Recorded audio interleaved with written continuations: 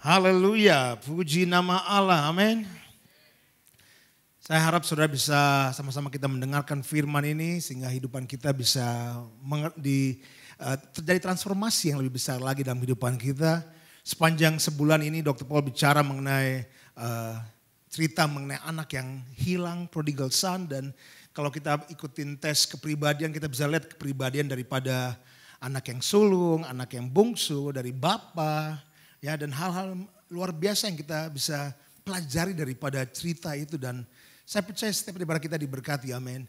Dan minggu lalu juga ada pendeta tamu yang bicara mengenai bagaimana pentingnya untuk kita dipimpin oleh Roh Kudus dalam segala bagian kehidupan kita. Amin. So hari ini saya mau bicara mengenai sesuatu yang gak jauh beda karena semua dari firman. Dan mari kita lihat judulnya hari ini adalah Iman yang Kandas. Iman yang kandas. Mungkin saudara pernah baca ayat, baca firman yang dengan judul seperti, dengan ada hal seperti itu, atau mungkin belum pernah. Tapi hari ini mari kita kupas lebih lagi mengenai iman yang kandas.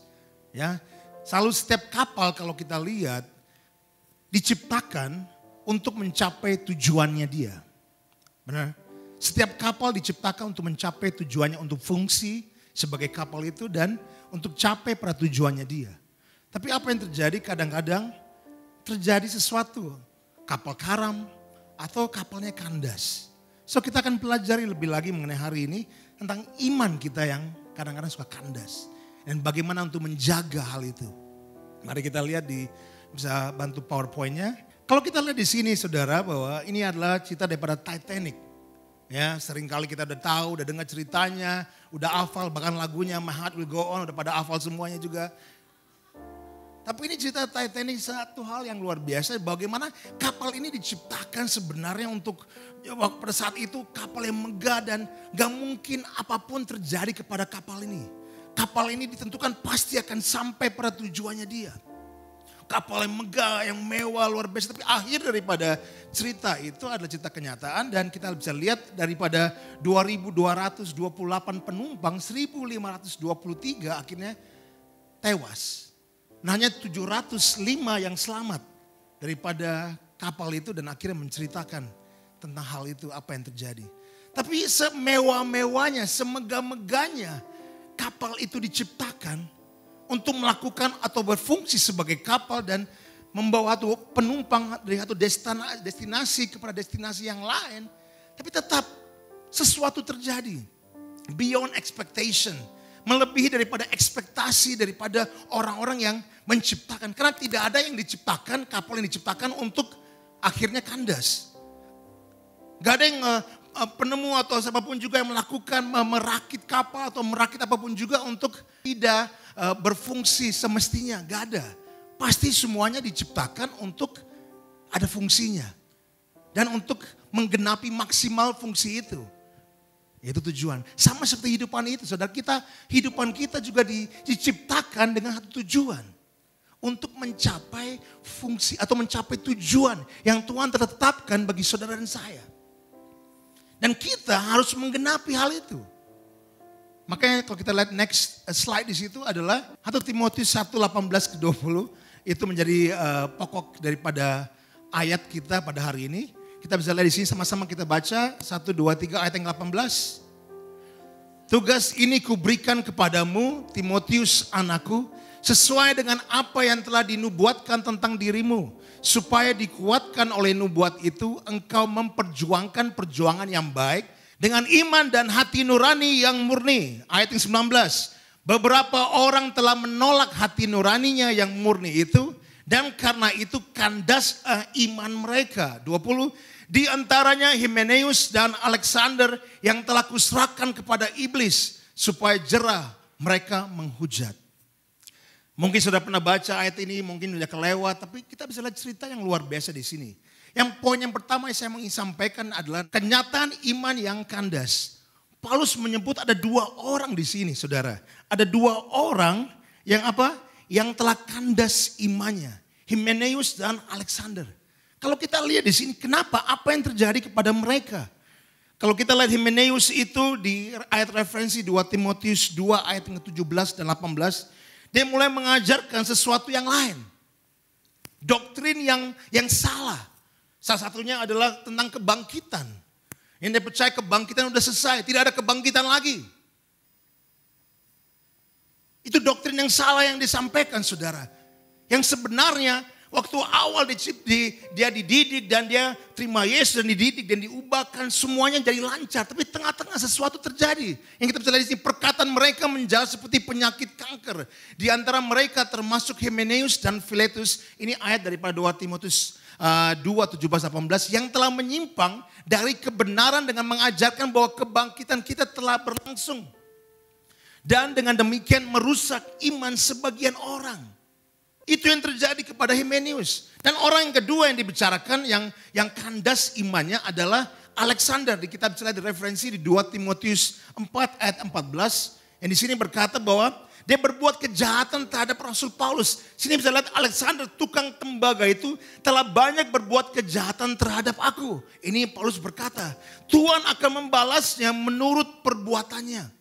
Ini 2 orang saja yang disampaikan di sini, saudara. Hymenaeus dan Alexander. Yang telah kandas imannya. Satu karena mengikuti doktrin yang salah.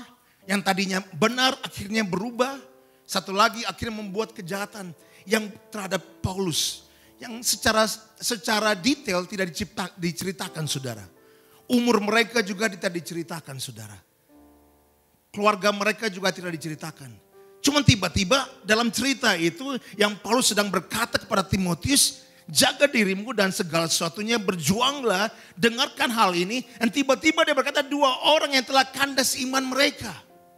Dan kita akan lihat, saudara, hari ini kenapa, apa sih yang terjadi kepada mereka. Ingat bahwa next slide, iman yang kandas tidak hanya bisa terjadi pada orang lain, tetapi juga bisa terjadi kepada saudara dan saya. Ingat, kadang-kadang kita pikir bahwa ini untuk orang lain, saya nggak mungkin. Nah, mungkin Alexander dan Hymenaeus juga pikir seperti itu. Tidak mungkin terjadi kepada mereka dan akhirnya terjadi. Akhirnya iman mereka kandas, saudara. Makanya jangan kita pikir ini tidak bisa terjadi kepada saya.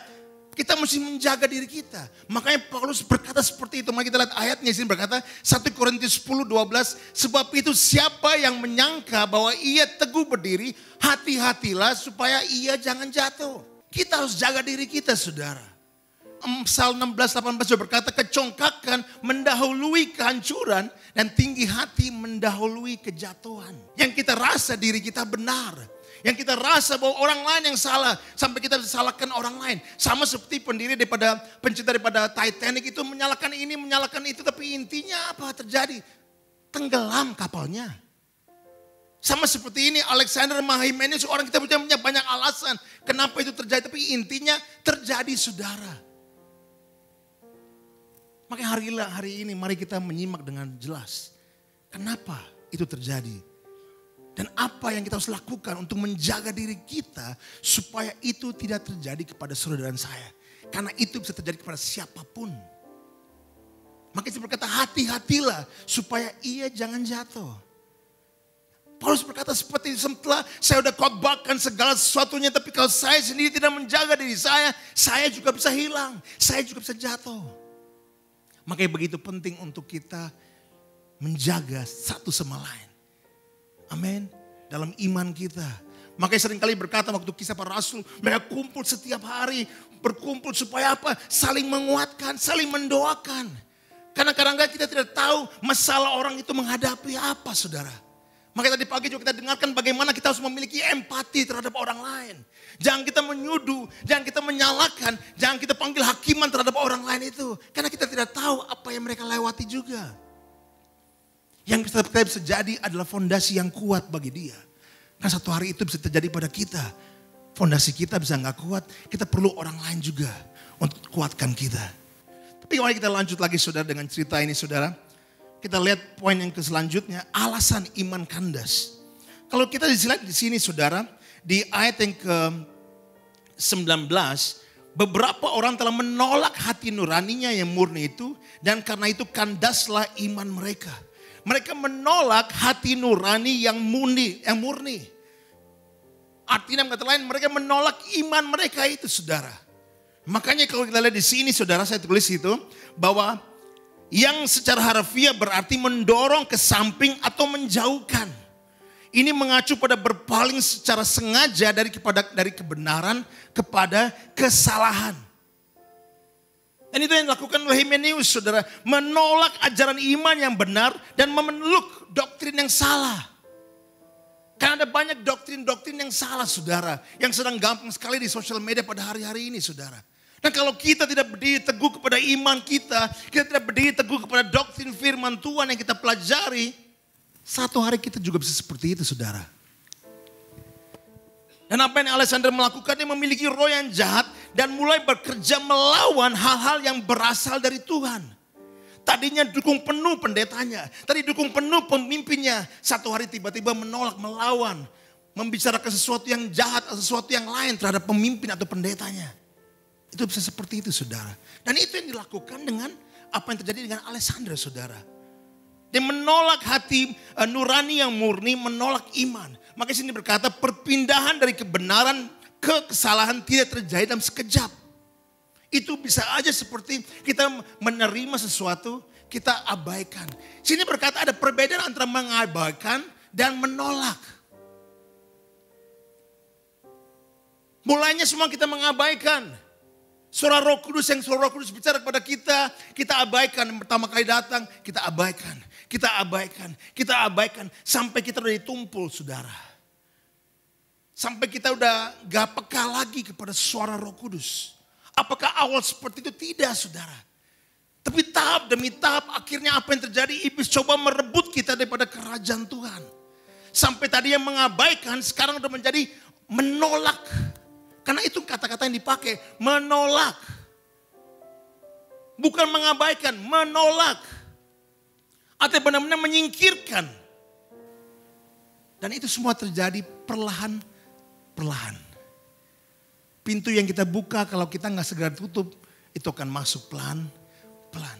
Tiba-tiba saudara lihat saudara mulai jauh daripada gereja. Mulai jauh daripada perkumpulan orang-orang benar. Mulai jauh daripada udah gak datang gereja lagi, udah gak ikut live group lagi, udah gak ikut dalam ibadah-ibadah lagi. Kenapa? Karena kita izinkan hal-hal yang lain. Yang tadinya kita pikir benar. Karena kita izinkan pikiran kita digoyahkan dengan hal-hal yang lain. Pelan-pelan itu akhirnya kita mengabaikan kebenaran dan kita mulai menjauh daripada kebenaran ke kesalahan. Ada cerita mengenai seekor katak di dalam ceret air. Mungkin sudah pernah dengar cerita itu, saudara. Di mana ada katak yang berkata darahnya dingin, saudara. Dan awalnya dikasih panas, dia gak rasa apapun juga. Sampai satu ketika tiba-tiba bang, dia tewas juga. Kenapa? Air udah mulai mendidih. Dan dia gak rasa, pelan-pelan akhirnya dia karena rasa it's okay. Masih jauh, masih lama, aku sekali-sekali gak apa-apa. Dan tiba-tiba mati. Oleh itu sebab saudara, kita harus jaga. Jaga diri kita, katakan tamu, jaga diri saudara. Jaga dirimu. Jangan sampai iman saudara kandas. Amin. Kita bukan cruise ship, kita adalah battleship, oke? Kita adalah warship. Kita bukan cruise ship yang santai dalam kehidupan kita. Kita adalah panggilan, saudara. Panggilan surgawi. Artinya kita dalam peperangan. Firman Tuhan berkata di Efesus 6 berkata apa, saudara? Perjuangan kita bukan melawan darah dan daging, saudara. Tapi melawan udara, roh-roh jahat yang di udara ingin menghancurkan kehidupan kita. Ingin merebut sukacita kita. Yang ingin merebut damai sejahtera yang ada dalam kehidupan saudara dan saya. Dan kalau kita gak menjaga diri kita, satu hari kita bisa aja lenyap. Gak ada namanya lagi. Oh iya, dia pernah dulu datang. Oh, saya pernah kenal dia. Dulu dia aktif. Sekarang sudah tidak lagi. Oh, sekarang saya tidak tahu mengenai dia. Mungkin sudah pernah dengar orang seperti itu. Mungkin teman-teman saudara, mungkin saudara sebelumnya begitu juga. Tapi intinya saudara balik. Dan tetap di rumah Tuhan, amin. Tapi kembali lagi, we are a warship, a battleship. Artinya setiap hari kita mesti jaga. Setiap hari kita mesti angkat panji kita. Setiap hari kita mesti bawa perisai iman kita. Karena kita tidak tahu kapan iblis akan membawa panah-panah api itu untuk menghancurkan kehidupan kita. Ya kita mesti jaga diri kita setiap saat. Perjalanan kita terima Yesus sebagai Tuhan dan Juru Selamat bukan untuk santai-santai saja saudara. Tapi ada tugas yang kita harus genapi. Selanjutnya kita lihat saudara. Kita bisa lihat berikutnya akibat dari iman yang kandas. Apa yang terjadi saudara akibat daripada iman yang kandas? Ini Paulus berkata dalam ayat itu bahwa dia serahkan mereka kepada iblis. Ini kembali lagi saudara. Diserahkan bukan berarti dia ada istilahnya perjanjian dengan iblis. Ya. Yang istilahnya kalau ini enggak setia, aku serahkan ke kamu ya. Terserah kamu mau lakukan apa. Bukan saudara. Kadang-kadang orang salah artikan juga, ada beberapa doktrin berkata bahwa hilanglah keselamatan daripada orang itu. Bukan, ini lagi bicarakan mengenai diserahkan pada iblis. Adalah satu term yang dipakai atau frase yang dipakai adalah mereka telah dikucilkan dari gereja yang melindungi mereka. Dan telah diserahkan ke tangan iblis untuk mengajarkan mereka kerendahan hati, kasih kepada Tuhan dan ketaatan kepada firman-Nya. Itu maksudnya adalah apa? Kalau orang yang tadinya di gereja saudara, otomatis kita ada satu keluarga yang besar yang saling mendoakan, saling melengkapi, saling berdoa sama-sama, saling memuji sama-sama, kita dikuatkan sama-sama. Tapi kalau orang udah keluar daripada gereja, udah masuk kepada dunia ini saudara kembali, apa yang terjadi? Dia terbuka kepada serangan-serangan iblis itu. Dan secara tidak langsung saudara, otomatis dia membuka dirinya kepada kuasa iblis itu. Karena tidak ada lagi naungan di atas dia. Tidak ada lagi protection di atas dia. Tidak ada lagi perlindungan di atas dia. Itu yang dimaksudkan di sini. Gereja itu sudah otomatis mereka diserahkan kepada tangannya untuk mengajarkan mereka apa? Kerendahan hati. Untuk mengajarkan apa saudara? Kasih kepada Tuhan dan ketaatan kepada firman Tuhan. Salah satu contohnya adalah 1 Korintus 5 ayat yang ke-5. Orang itu harus kita serahkan dalam nama Tuhan Yesus kepada iblis. Sehingga binasa tubuhnya agar rohnya diselamatkan pada hari Tuhan. Kembali lagi itu disampaikan Paulus saudara. Kenapa? Karena kalau kita nggak jaga diri kita begitu banyak, gampang sekali lenyap. Maka Hymenaeus dan Philetus dan mungkin juga Alexander mengajarkan bahwa kebangkitan telah terjadi. Mereka menyangkal kebangkitan Kristus secara jasmani. Makanya ada 2 Timotius 2:18 firman Tuhan berkata yang telah menyimpang dari kebenaran dengan mengajarkan bahwa kebangkitan kita telah berlangsung dan dengan demikian merusak iman sebagian orang. Dan begitu gampang sekali saudara orang berubah. Yang dulunya setia, tiba-tiba imannya kandas. Makanya sekarang apa yang menjadi obat untuk orang-orang seperti itu? Obat penawar saudara di slide berikutnya. Untuk iman yang kandas. Yang pertama adalah ketaatan. Mari kita lihat di 1 Timotius 1 ayat yang ke-18. Paulus memberikan 5 langkah saudara yang bisa menolong orang-orang itu sebenarnya supaya imannya gak kandas. Dan kalau tadinya mereka tetap lakukan hal itu, bisa saja iman mereka tidak kandas saudara. Yang pertama kita lihat di sini, tugas ini kuberikan kepadamu Timotius anakku. Kata-kata yang dipakai adalah tugas. Tugas adalah sebagai seseorang memberikan satu perintah dalam militer saudara. Dan tugas itu harus dilaksanakan. Tugas itu harus dilakukan. Dan ketaatanlah yang harus dilakukan saudara. We need to be obedient to the words of the prophet. Kita harus taat kepada apa yang dikatakan saudara. Makanya begitu penting yang pertama kita bisa lihat obat penawar untuk iman yang kandas adalah ketaatan. Paulus memberikan tugas kepada Timotius ini saudara.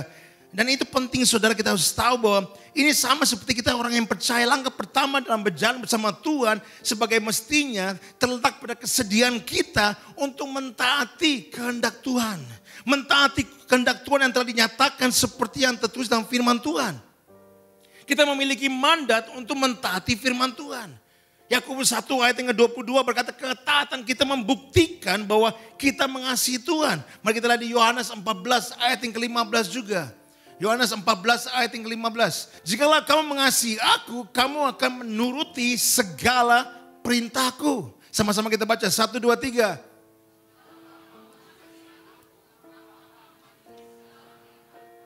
Amin. So itu bicara mengenai ketaatan kepada Tuhan. Kalau kita berkata kita mengasihi Tuhan, kita akan mengikuti saudara. Kita akan mentaati saudara. Dan ketaatan kita membuktikan bahwa kita diselamatkan oleh kasih karunia Allah. 1 Yohanes 2 ayat yang ketiga sampai kelima saudara. Ini ada beberapa ayat saudara kita lihat. 1 Yohanes 2 ayat yang ketiga sampai ayat yang kelima. Sama-sama kita baca. Dan inilah tandanya bahwa kita mengenal Allah. Yaitu jikalau kita menuruti perintah-perintahnya. Ayat yang selanjutnya ayat 4. Barang siapa berkata, aku mengenal dia, tapi ia tidak menuruti perintahnya, ia adalah seorang pendusta. Dan di dalamnya tidak ada kebenaran. Ayat yang kelima. Tetapi barang siapa menuruti firman-Nya, di dalam orang itu sungguh sudah sempurna kasih Allah. Dan dengan itulah kita ketahui bahwa kita ada di dalam Dia. Ketaatan kita yang diperlukan saudara. Supaya iman kita tidak kandas saudara. Poin yang pertama adalah ketaatan kita. Ketaatan kita kepada hal-hal yang kadang-kadang kita ngerasa itu apa yang disampaikan itu berat untuk dilakukan. Tapi ketaatan kita begitu penting saudara. Kalau kita lihat poin yang kedua saudara di sini. Selain daripada ketaatan atau obedience. Kita lihat kembali lagi di 1 Timotius pasal yang ke-1 ayat yang ke-18. Di sini berkata penggenapan, fulfillment. Penggenapan akan apa? Penggenapan akan nubuatan-nubuatan yang diberikan. Itu yang Paulus berkata kepada Timotius. Mari kita lihat di 1 Timotius kembali lagi ayat yang pertama, pasal yang pertama ayat yang ke-18. Tugas ini kuberikan kepadamu Timotius anakku sesuai dengan apa yang telah dinubuatkan tentang dirimu. Sesuai dengan apa yang telah dinubuatkan tentang dirimu. Supaya dikuatkan oleh nubuat itu engkau memperjuangkan perjuangan yang baik dengan iman dan hati nurani yang murni. Dengan nubuatan yang telah diberikan. Artinya apa? Segala nubuatan yang telah diberikan pada hidupan kita. Kita akan percaya akan penggenapan akan nubuatan itu saudara. The fulfillment of the prophecy. Yang Tuhan pakai hamba Tuhan. Tuhan pakai segala sesuatu itu perkataan daripada Tuhan. Untuk sampaikan kepada kita. Nubuatan-nubuatan bagi gereja kita. Nubuatan bagi kehidupan kita. Nubuatan bagi keluarga kita. Waktu kita percaya, kita akan melihat penggenapan akan nubuatan itu yang akan ada saudara. Maka itu yang Paulus berkata, tugas ini.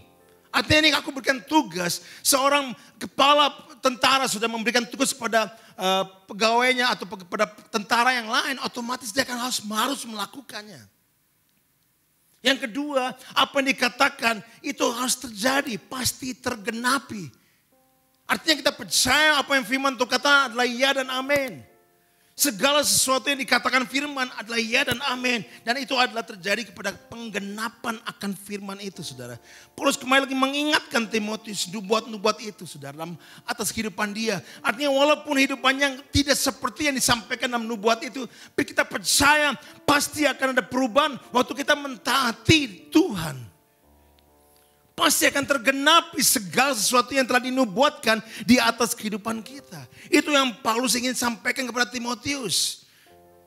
Kadang-kadang kita melihat hal ke kanan ke kiri. Kita melihat apakah ini benar Tuhan. Apakah ini bisa terjadi dalam kehidupan saya. Sampai akhirnya kita mengambil jalan pintas. Sampai akhirnya kita keluar daripada kita membelokkan segala sesuatunya dengan apa yang kita rasa benar. Dan akhirnya kita gak bakal melihat penggenapan akan nubuatan itu. Tapi kalau tetap setia, tetap taat saudara, kita akan lihat penggenapan daripada nubuatan itu saudara. Amin. Selanjutnya kita lihat yang poin yang ketiga di sini. Apa yang akan menjadi obat penawar adalah perjuangan. Perjuangan kita saudara. Maka di 1 Timotius 1 ayat yang 18 berkata, tugas ini kuberikan kepadamu Timotius anakku, sesuai dengan apa yang telah dinubuatkan tentang dirimu. Supaya dikuatkan oleh nubuat itu, engkau memperjuangkan perjuangan yang baik. We are to fight the good fight of faith. Kita harus berjuang saudara. Artinya apa? Hidupan ini adalah perjuangan saudara. Perjuangan setiap hari melawan pencobaan. Perjuangan setiap hari melawan tantangan-tantangan yang kita hadapi dalam kehidupan kita. Tapi apakah kita akan mendahulukan hal-hal yang lain daripada Tuhan dalam kehidupan kita? Ini adalah perjuangan, ini adalah cobaan yang datang dalam kehidupan kita. Untuk kita melawan, fight the good fight of faith. Itu yang diajarkan kepada kita. Kalau kita mau supaya iman kita tidak kandas, yang itu kita harus lakukan adalah berjuang, perjuangan yang baik. Maka saya berkata, we are not a cruise ship, we are a battleship. Setiap hari kita harus melakukan perjuangan itu, saudara. Dan itu yang Paulus berkata kepada Timotius. Selain pada tugas sebagai seorang komandan memberikan pada perwiranya, dan dia berkata kepada anakku, sebagai bapa memberikan kepada anak dia. So artinya apa? Ini sesuatu yang serius yang kamu harus lakukan. Pada saat yang sama ada kasih saya sebagai bapa yang melindungi kamu, Timotius. Pegang juga pada nubuatan itu, karena itu akan terjadi sesuai dengan apa yang disampaikan padamu. Dan yang ketiga dia berkata, berjuanglah dalam perjuangan yang baik ini. Dengan apa, saudara? Dengan iman dan hati nurani yang murni. Itulah poin berikutnya, saudara. Berpegang pada iman. Hold on to faith. Itu yang dikatakan Paulus kepada Timotius. Hold on to faith. Di bahasa Inggris berkata seperti itu. Peganglah teguh kepada iman. Kepada iman yang murni. Jangan lepaskan iman yang murni itu. Tetamu katakan, jangan lepaskan imanmu. Amin. Timotius ditugaskan untuk memegang iman. Untuk pegang teguh kepada iman. Memegang sesuatu, artinya memiliki, menguasai hal itu. Berdiri dalamnya untuk kebenaran. Jangan digoyahkan imanmu. Jangan sampai shield of faith. Jangan sampai perisai imanmu retak, saudara. Jangan sampai perisai imanmu retak. Karena kita gak berjuang dengan iman yang murni. Yang begitu gampang sekali-sekali. Karena ini apalagi, saudara, kita pakai logika kita. Kita gak pakai iman kita lagi untuk percaya. Karena generasi ini tuh menjadi seperti itu. Kalau itu masuk akal, saya akan lakukan. Jika tidak masuk akal, saya tidak mau melakukan. Karena itu aku harus mengerti dulu dan itu harus benar dulu dalam otak saya. Dan disitulah kita dikalahkan, saudara. Bapak-bapak rohani kita, bapak-bapak iman kita memakai apa, saudara? Memakai iman dan berdiri teguh di atas iman. Karena setelah kita sudah melakukan apa yang Tuhan katakan, kita akan mendapatkan apa yang Tuhan janjikan. Ibrani 10 ayat yang ke-35 selanjutnya berkata seperti itu, saudara.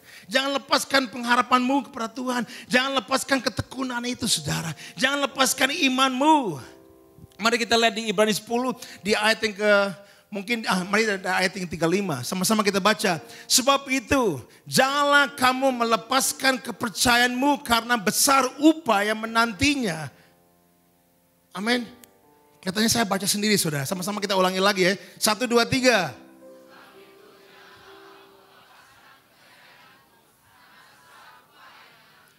Amin, sama-sama kita baca ayat selanjutnya juga, amin. Supaya kita gak ketiduran juga, saudara. Ayat yang ke-36, 1, 2, 3. Sebab kamu memerlukan, supaya kamu, lihat tetanggamu, katakan, sebab kamu memerlukan ketekunan. Supaya sesudah kamu melakukan kehendak Allah, kamu memperoleh apa yang dijanjikan itu. Amin. Selanjutnya ayat yang ke-37 yang hal luar biasa juga berkata seperti ini, saudara. Ayat 37. Sebab sedikit, sama-sama kita baca. Sebab sedikit, bahkan sangat sedikit waktu lagi. Dan yang akan datang sudah akan ada tanpa menangguhkan kedatangannya. 38 sama-sama. 1, 2, 3.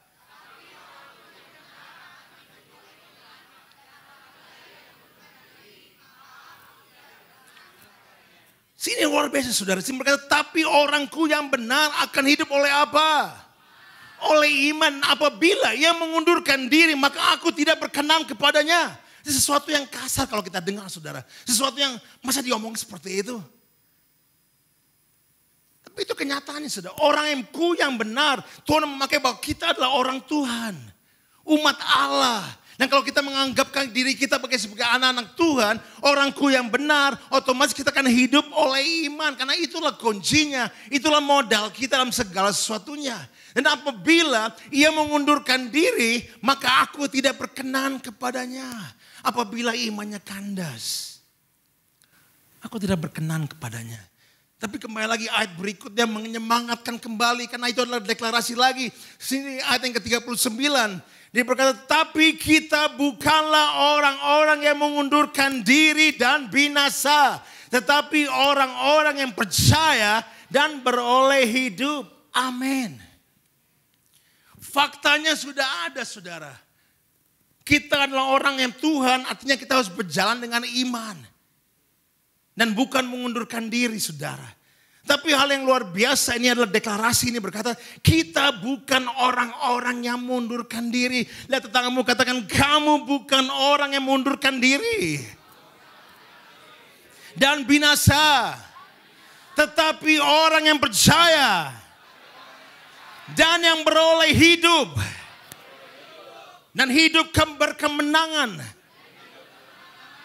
Itulah hidupan kita sebagai orang Tuhan saudara. Sebagai anak-anak Allah. Makanya begitu penting untuk kita pegang kepada iman saudara. Dan tidak digoyahkan oleh apapun juga. Artinya jangan kita rasa bahwa kita mesti ngerti dulu. Mesti masuk akal dulu baru kita ambil langkah. Enggak. Kalau kita lihat dalam Alkitab semuanya mereka mengambil langkah percaya kepada Tuhan. Dan Tuhan membukakan jalan bagi mereka. Karena mereka mengambil langkah iman. Kamu katakan ambillah langkah iman. Jangan meragukan Tuhanmu. Amin. Itu begitu penting bagi kehidupan saudara dan saya.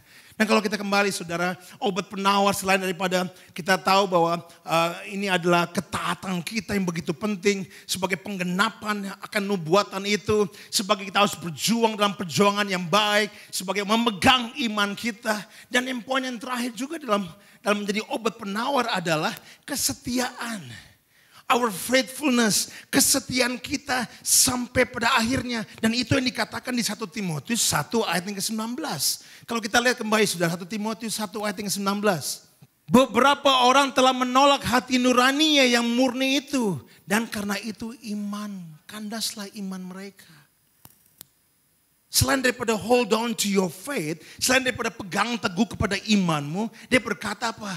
Di ayat yang mungkin ke 18 yang di bagian terakhir. Perjuangan orang baik dengan iman dan hati nurani yang apa saudara? Hati nurani yang murni saudara. Paulus mengingatkan Timotius akan nilai dari hati nurani yang baik. Hati nurani yang murni. Kita semua tahu bahwa ketika kita melawan hati nurani kita mengalami perasaan bersalah. Kadang-kadang kita rasa malu saudara, penyesalan, takut, ragu dan tidak aman.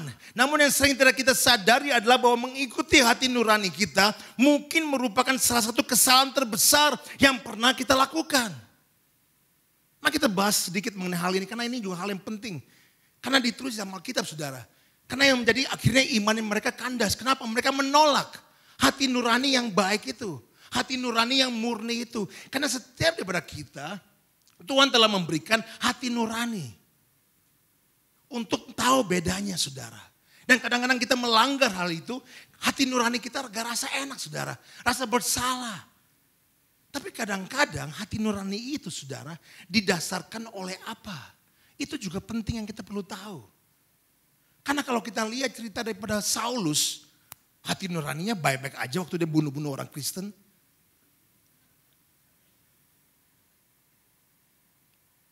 Bunuh orang Kristen, hati nurani ngomong apa-apa, gak rasa bersalah. Mungkin waktu kita awal melakukan kesalahan juga, kita rasa sesuatu saudara. Hati nurani kita bicara kepada kita. Tapi apa yang terjadi? Kita abaikan, akhirnya kita menolak. Dan akhirnya apa yang terjadi? Itu gak salah lagi. Tapi apa yang terjadi dengan Paulus saudara? Hati nuraninya baik-baik aja waktu dia membunuh orang Kristen. Tapi setelah ada perjumpaan dengan enlightenment dengan Roh Kudus itu dengan Yesus sendiri pada Damaskus, perjalanan itu tiba-tiba dia diubahkan, dia dijamah oleh Tuhan. Dan mulai hari itu apa yang terjadi? Yang tadinya dia pikir it's okay, ini benar untuk melakukan hal itu. Tiba-tiba ini salah. Selama ini apa yang saya lakukan? Dan mungkin pada saat itu hati nurani kita dalam dunia ini juga baik-baik. Sampai kita kenal pribadi Kristus. Sampai dalam hadirat Tuhan kita diubahkan. Yang tadinya kita pikir it's okay. Sekarang kita rasa ini salah kok. Saya nggak boleh berlanjut dalam hal ini. Kenapa? Karena sekarang ada Roh Kudus. Makanya ada suara Tuhan, yaitu Roh Kudus. Ada suara iblis. Dan suara kita sendiri, yaitu hati nurani kita. Dan hati nurani kita kalau gak dijaga saudara, itu bisa aja berpihak kepada kanan atau kepada kiri. Kepada Tuhan atau kepada iblis. Makanya begitu penting untuk ada persekutuan bersama dengan Tuhan. Persekutuan dengan orang-orang yang beriman. Supaya dalam segala sesuatunya Roh Kudus akan bicara kepada kita. Kita tahu inilah firman Tuhan. Akan menyatu hati nurani kita dan dengan Roh Kudus akan menjadi nyatu, saudara. Tapi kalau kita abaikan, lama-lama kita akan rasa bahwa hal yang benar itu sebagai hal yang salah. Dan hal yang salah sebagai hal yang benar. Dan itu yang terjadi, saudari, di dalam dunia ini, saudara. Hari-hari kita akan melihat bahwa tadi apa yang dikatakan ini gak boleh, apa yang dikatakan ini salah. Sekarang itu gak salah lagi. It's okay sekarang. Dulunya ini, ini sangat bahaya. Sekarang it's okay, udah gak bahaya lagi, gak apa-apa kok. Yang tadinya di beberapa negara marijuana tidak boleh, dilarang, sekarang it's okay, di mana-mana ada. Untuk tinggal di hotel pun dapat diskon untuk beli marijuana. Dan itu kenyataan yang kita hadapi di negara-negara yang ada, saudara. Yang tadinya LGBT itu, semua melarang. Sampai saya tahu ada satu negara yang benar-benar tolak semuanya. Tapi mereka masuk lewat entertainment yang tadinya mereka menolak. Sekarang mereka, itu lucu juga. Dan akhirnya mengikuti hal itu. Dan akhirnya itu masuk, saudara. Karena mereka mengabaikan sampai akhirnya filternya udah dol, saudara. Jangan sampai filter hidupan saudara dol. Tumpul. Yang baik dirasa udah tidak baik. Yang tidak baik, ini baik. Makanya dia berkata, mereka menolak hati nurani yang murni. Dan itu yang akibatkan iman mereka kandas. Yang tadinya doktrin benar, firman Tuhan apa yang diajarkan Paulus, mereka berdiri teguh, mereka mungkin bantu melayani, sama-sama bicarakan hal yang sama, tiba-tiba masuk segala sesuatu hal-hal yang lain, menyenangkan apa yang mereka inginkan, tiba-tiba mereka menjadi perlawanan daripada Paulus. Sampai dia berkata, Alexander itu melakukan banyak kejahatan terhadap saya. Bayangkan, saudara, jangan sampai kita ada di posisi itu. Ingat kembali lagi awalnya saya berkata apa, saudara? Kadang-kadang kita rasa ini bukan saya. Ini orang lain. Tapi itulah kesombongan kadang-kadang. Maka kita semua, saudara, termasuk saya, saudara, sama-sama kita harus jaga diri kita. Ingat bahwa ini adalah tugas, amanat yang diberikan oleh Tuhan. Dan Tuhanlah commander kita. Dia memberikan, mari kita taati. Dan Tuhan memakai hamba-hamba Tuhan untuk sampaikan firman. Jangan kita masuk akal logika kita. Kalau itu sesuatu yang aku ngerti dan bisa aku lakukan. Kadang-kadang gak mesti semua masuk akal, saudara. Yang penting itu masuk hati. Sampai ada perubahan yang terjadi. Setelah dari tugas, saudara, ingat bahwa segala nubuatan yang Tuhan telah sampaikan kepada kehidupan saudara bisa terjadi. Biarpun tidak kelihatan pada saat ini, tapi apa yang Tuhan katakan pasti tergenapi dalam kehidupan saudara dan saya. Maka kita harus berjuang perjuangan yang baik. Jangan kita lalai, jangan kita lelah, saudara, kita lawan terus. Karena itulah panggilan kita, panggilan surgawi kita. Dan selanjutnya juga kita pegang teguh kepada iman kita. Jangan digoyahkan. Dan kepada hati nurani yang baik, yang murni. Yang hanya dapatkan waktu kita bersekutu dengan Tuhan. Waktu kita izinkan firman Tuhan mengubah hidupan kita. Dan kita tidak izinkan pikiran-pikiran yang lain yang coba meresap, masuk. Kita menjaga diri kita dari segala sesuatunya. Maka terakhir ayat terakhir, saudara, di slide berikutnya di 2 Timotius, sama-sama kita baca, saudara. 2 Timotius 4 ayat 7, ini yang Paulus berkata sesuatu yang luar biasa. Dan dia berkata, sama-sama kita baca, aku telah mengakhiri pertandingan yang baik. Sebentar, saudara, dia sama-sama kita lihat bahwa itu yang disampaikan pada Timotius. Berjuanglah perjuangan yang baik. Ini bukan sesuatu yang dia hanya bicara tapi tidak melakukan. Dan kita mesti jadi orang-orang seperti itu. Apa yang kita sampaikan kita harus lakukan, saudara. Karena dia berkata seperti, aku telah mengakhiri pertandingan yang baik ini. Dan apa dia berkata selanjutnya? Aku telah mencapai garis akhir. Garis finishnya. Makanya Dr. Paul sering berkata, jangannya kita memulai sesuatu dengan baik.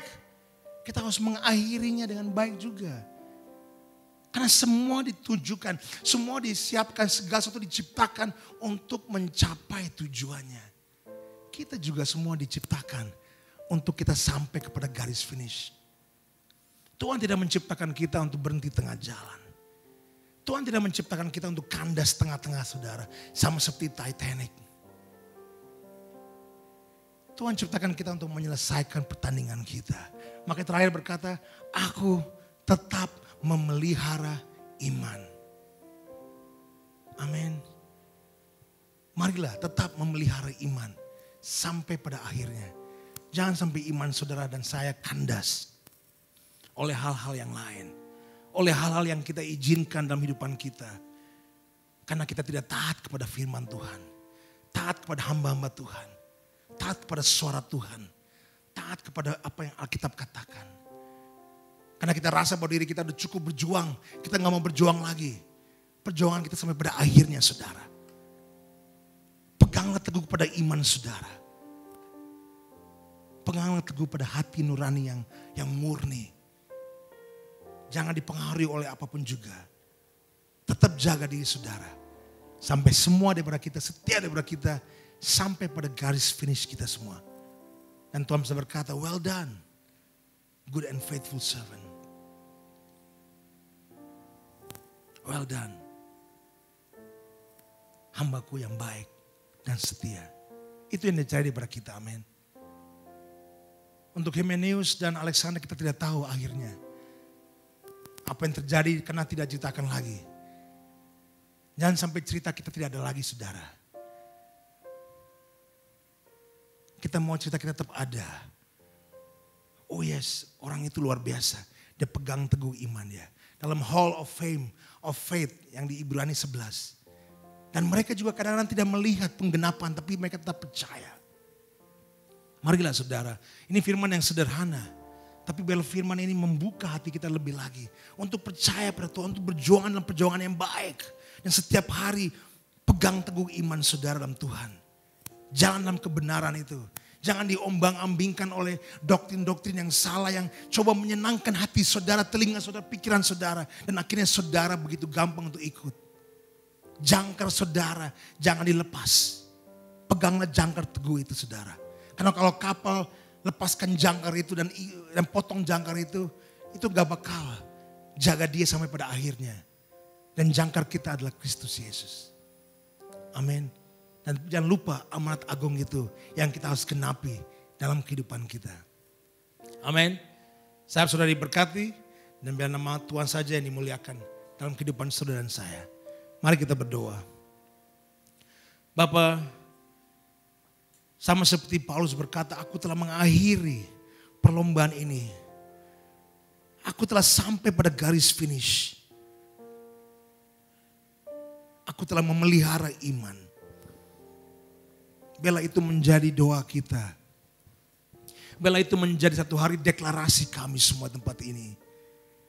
Bahwa kami telah bertanding dalam pertandingan yang baik. Kami telah mengakhiri pertandingan kami Tuhan.